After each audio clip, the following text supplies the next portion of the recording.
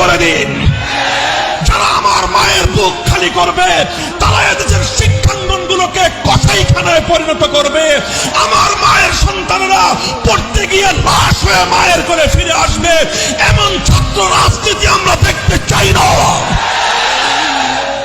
অবস্থা অনেকটাই এমন, আজ বাংলাদেশকে ভালোবাসাই সবচেয়ে বড় অপরাধে পরিণত হয়েছে। দেশের স্বার্থে কথা বলবেন, পিটিয়ে মারবে, অভিযোগ করবার কোনো জায়গা নাই। সংগ্রামী সাথী ও বন্ধুগণ, আমার কথা হলো এভাবেই অন্যায়, অবিচার, জুলুম, শোষণ, দুর্নীতি, জনগণের সম্পদ লুণ্ঠন ফিরিস্তি কয়টার দিব? কয়টার কথা বলবো? তানহামা দাগ দাগ সুদ, পুম্বা কুজা কুজা নেহাদ, সারা শরীর ক্ষত বিক্ষত, মলম আর পট্টি আমি কয়খানে লাগাবো? এভাবেই চলবে।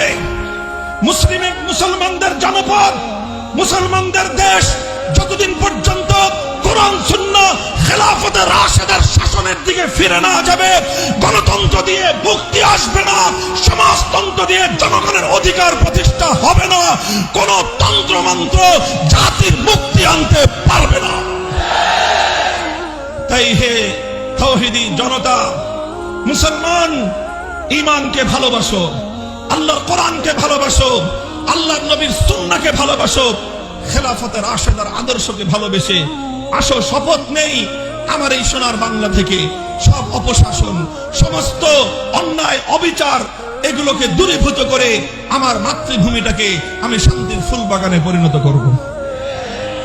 মুহতারাম হাজিরিন, আমি আবার কোরআনের সেই আয়াতের দিকে পুনরাবৃত্তি করছি।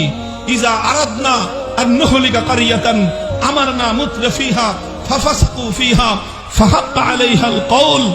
যখন এভাবেই নবীর বিরুদ্ধে কটূক্তি হয় ব্রাহ্মণবাড়িয়ায়, যখন এভাবেই নবীর বিরুদ্ধে কটূক্তি হয় বোরহানউদ্দিনে, যখন এভাবেই আবরার ফাহাদরা নিহত হয় বুয়েটের মাটিতে, যখন এভাবেই নুসরাতরা নিহত হয় এই বাংলার জনপদে, যখন এভাবেই ফেলানিরা ঝুলে থাকে আমার সীমান্তের কাঁটাতারে, একটার পর একটা যখন এভাবে অন্যায় ঘটতে থাকে, তার প্রতিবাদ হয় না, তার প্রতিকার হয় না, তখন সর্বশেষ আসমান থেকে খোদার গজব নেমে আসে। আজ আমরা চাই মাতৃভূমিকে ভালোবাসি বলেই, দেশটাকে ভালোবাসি বলেই, দেশপ্রেম নিয়ে, জাতির প্রেম নিয়ে, স্বাধীনতার অতন্দ্র প্রহরী হিসেবে নতুন প্রজন্মকে নিয়ে আজ দেশ, জাতি, স্বাধীনতা রক্ষা করবার জন্য দুর্বার আন্দোলন গড়ে তুলতে চাই।